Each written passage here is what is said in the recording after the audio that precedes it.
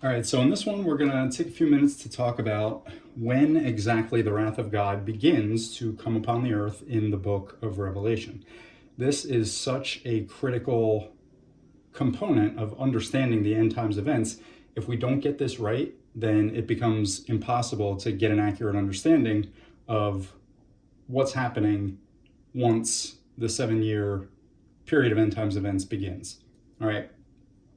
So one of the many dangers of accepting and believing the popular teachings on end times prophecy that we see in different end times groups and all that is that a lot of people end up being misled into believing a whole bunch of wacky misinterpretations, such as the idea that the wrath of God is coming upon the earth during the opening of the seals in Revelation 6 and 7. So the first thing we're going to look at here is the fact that John in Revelation wrote about what he saw. And what I mean by that is exactly what Jesus told John in Revelation 1:19, which says, "Write the things which thou hast seen, and the things which are, and the things which shall be hereafter." So the message that Jesus was giving to John is that everything John saw happening in his vision of the end times events, his job was simply to write it all down. Like a reporter who's writing an article about a series of events that he witnessed, John's assignment was to write down everything that he saw happening. So whenever John saw wrath or tribulation happening to men upon the earth, or to the trees and the grass, or the sea and the rivers of waters, he explicitly wrote down detailed explanations of those events that he saw happening after the sounding of the 7 trumpets, and also during the pouring out of the 7 vials of wrath, so that we can read about all the details of what exactly is going to happen every step of the way throughout the 7-year period of end times events. But if you're paying close enough attention to what you're reading, then you'll notice that during the opening of the 7 seals in Revelation 6 and 7, there are no such explanations of wrath and tribulation anywhere to be found. So basically, the bottom line is that if there was wrath or tribulation happening upon the earth during the opening of the 7 seals, then John would have made that clear by sharing the details of exactly what he saw. But, as we can see in the text after the opening of each seal, John made no mention whatsoever of any kind of wrath or tribulation happening upon the earth during that time. If it was happening, then we would see the evidence of it in the scriptures. But instead, all we see is the riders on the horses being given power in the spiritual realm, as God makes his heavenly preparations for what is soon about to come when the great day of his wrath does begin after all 7 seals have been opened. Okay, so the opening of the seals is just Jesus going through the process of opening the book in John's vision. The prophecy about the wrath of the day of the Lord, the 7-year period of end times events, is inside the book. That's what John needed to see in order to be able to write the book of Revelation. Okay, so the 7-year period of end times events begins in Revelation after the book has been unsealed and opened, and everything that happens during the opening of the seals happens in the heavenly realm right before the 7-year period of end times events begins.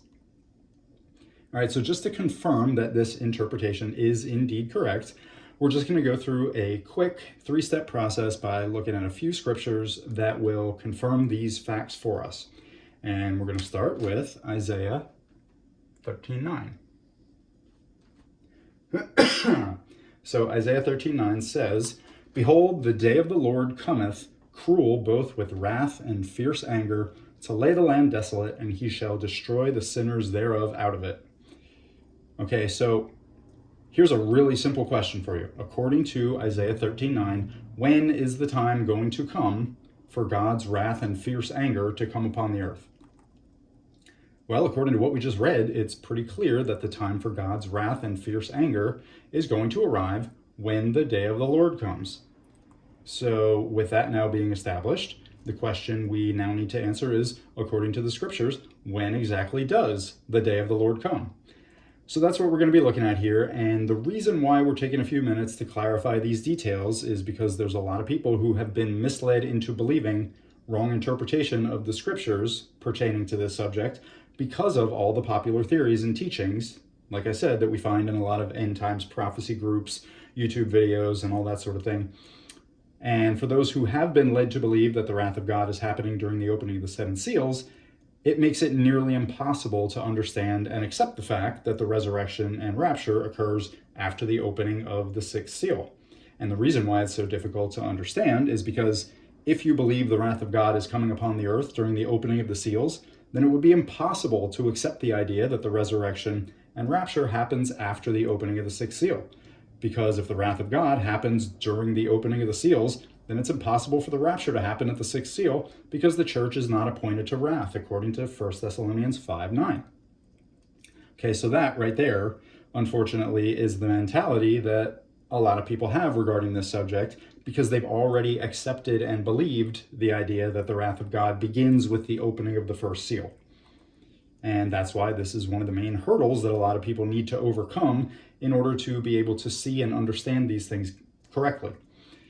And until that happens, the actual truth of the matter is going to continue to appear foreign and strange, and like I said, nearly impossible to accept. So hopefully this explanation that we're going to go through right now will help some people to have a better understanding of what is actually happening during the opening of the seals. So anyway, Isaiah 13:9 says, the wrath of God will begin when the day of the Lord comes. So when exactly does the day of the Lord come? Well, fortunately, the scriptures make it very easy for us to identify exactly when the day of the Lord comes, because Joel 2:31 says, the sun shall be turned into darkness and the moon into blood before the great and terrible day of the Lord come. So according to Joel 2:31, the day of the Lord comes after the sun is turned into darkness and the moon turns to blood, which means the wrath of God does not begin to come upon the earth until after the darkened sun and the blood-red moon appear in the sky. Because again, Isaiah 13:9 says the wrath of God occurs when the day of the Lord comes. So if the day of the Lord comes after the blood-red moon and the darkened sun, then, well, let's see what happens here. So, according to Joel 2:31, day of the Lord comes after the sun is turned into darkness and the moon turns to blood. Wrath of God does not begin to come upon the earth till after the darkened sun and the blood-red moon. So then, when we go to Revelation 6:12, this whole passage here is important. Revelation 6:12 says, and I beheld when he had opened the sixth seal, and lo, there was a great earthquake, and the sun became black as sackcloth of hair, and the moon became as blood. So right here, after the sixth seal is open, we have the blood-red moon and the darkened sun. Okay? So this indicates that the wrath and fierce anger of the day of the Lord is about to soon begin, because Joel 2:31 tells us that this is the sign that will be seen in the sky before the great and terrible day of the Lord comes. Okay? So this tells us that it's about to soon begin.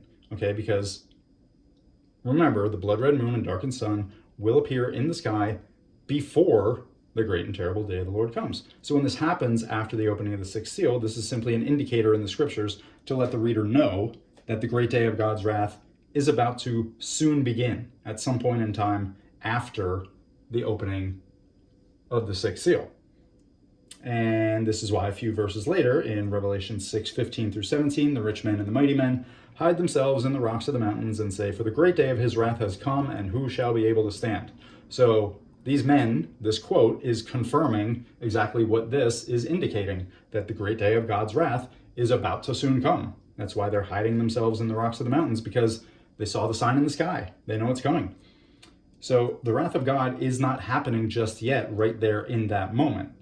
But they know that it's coming soon because they saw the blood-red moon and the darkened sun, which is the indicator that it's about to soon begin. All right, so this tells us with 100% certainty that the wrath of God does not begin after the opening of the first seal. If the wrath of God began after the opening of the first seal, then why would these men all the way over here at the sixth seal be announcing at that time that the great day of God's wrath has come? That would be like if a bunch of people went to a graduation party at 1 o'clock in the afternoon over here, and then all of a sudden they all stand up at 6 p.m. and shout, woohoo, the time for the graduation party has come. Now, how would that make any sense? Because if the party had already started all the way over here at 1 o'clock, then there would be no reason to suddenly stand up and announce that the time for the party has come at 6 o'clock, 5 hours after the party had already started. Okay, so if you claim the wrath of God begins with the opening of the first seal, That would basically be the same thing as standing up at 6 o'clock and proclaiming that the time for the party has come 5 hours after you had already arrived at the party and it had started. Because what the scriptures tell us in very clear and definitive terms is that the great day of God's wrath begins after the blood red moon and the darkened sun over here after the opening of the sixth seal, which means that there is no wrath happening upon the earth at any point in time before the sign in the sky that indicates the coming of the day of the Lord. All right, so now we know for sure that the wrath of God begins after this point in time right here. But when exactly does it begin? Well, if we zoom in on the details, the scriptures do give us a clear answer on this. So in Revelation 7, 1 through 3, I'll let you go ahead and read that if you want to pause the video to confirm. But there's 4 angels standing on the 4 corners of the earth in position to begin the process of bringing God's wrath down upon the earth. But another angel comes to them and cries with a loud voice, telling them to wait, telling them to not hurt the earth or the sea or the trees, because first the 144,000 have to be sealed in their foreheads with the seal of God. So then, after the sealing of the 144,000, we also see that the great multitude arrives in heaven, okay, which represents the resurrection. That's not very, you know what?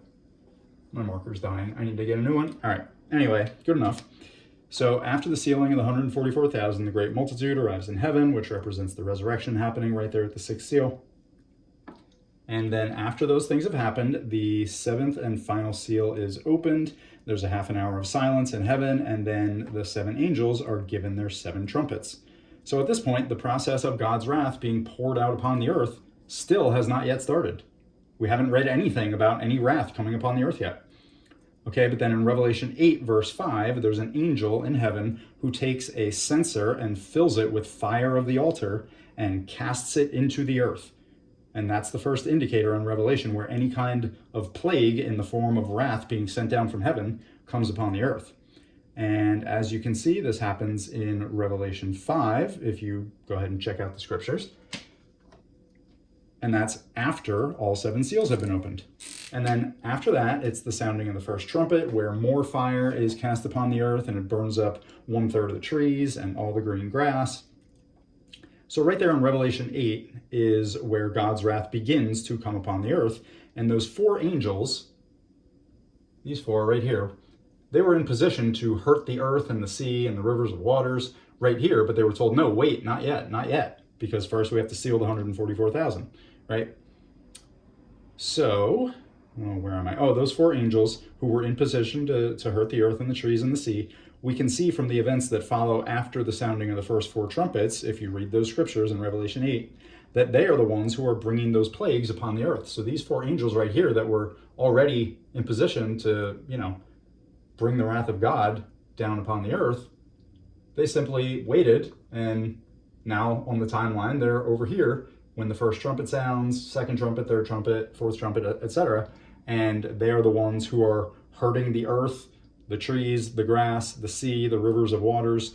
That's what happens through the sounding of the first 4 trumpets. The events that follow afterwards is the hurting of the earth and the sea and the trees and the grass and all that stuff.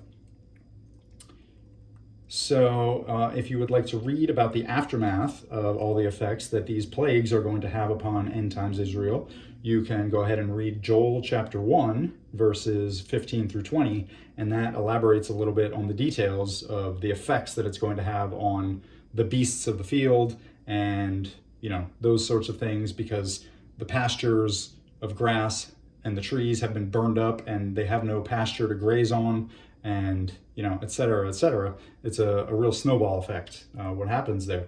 So, all right, just to add an additional layer of confirmation here to show that this perspective is indeed correct and that all the scriptures are in harmony together with no contradictions when we have this correctly assembled version of the timeline here, let's talk about 1 Thessalonians 5:9, which was already mentioned a little bit ago, but now we're going to kind of zoom in on how this fits in with when the resurrection and rapture happens.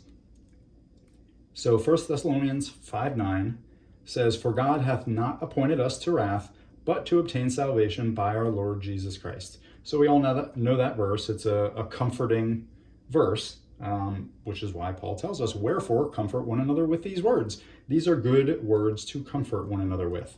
So because God has not appointed us to wrath, then it makes perfect sense that the resurrection and rapture would occur right before the wrath of God begins. And as we just determined here, using multiple forms of confirmation directly from the scriptures, the wrath of God begins over here after the opening of the seventh seal. Right before the first trumpet sounds, an angel takes a censer, fills it with fire of the altar, casts it into the earth. First trumpet sounds, more fire and hail come down upon the earth, burns up the grass and the trees. This is where the wrath of God begins, after all seven seals have been opened. Okay? So it's no surprise that the scriptures would show us the evidence of this, that the resurrection and rapture happen after the opening of the sixth seal. Now that I have my fancy new marker, I can actually make this arrow look legitimate. So I don't know if that looks like an arrow, but you get the idea. So the wrath of God begins here, which we just covered in detail. The sixth seal, resurrection and rapture, happens right here. This is the beginning of the 7-year period of end times events, right there. If you've watched any of the previous videos that I recorded on this topic, then you know that all 7 seals are opened at the beginning of the timeline before the 7-year period of end times events begins. And there's been some folks who are like, no, that can't be right. What are you talking about? The wrath of God happens during the seals. So that's why we are talking about this now in great detail, so that it can be clarified directly from the scriptures. So the sixth seal, resurrection and rapture, happening right here, right before the great day of God's wrath begins, makes perfect sense, because God hath not appointed us to wrath, which is why the body of Christ is taken up into the heavenly realm right before the wrath of God begins, right here. All right? So when all the different pieces of the puzzle, all the different scriptures pertaining to this subject fit perfectly together and point to the same conclusion every single time, that's how we know that we've got the right perspective.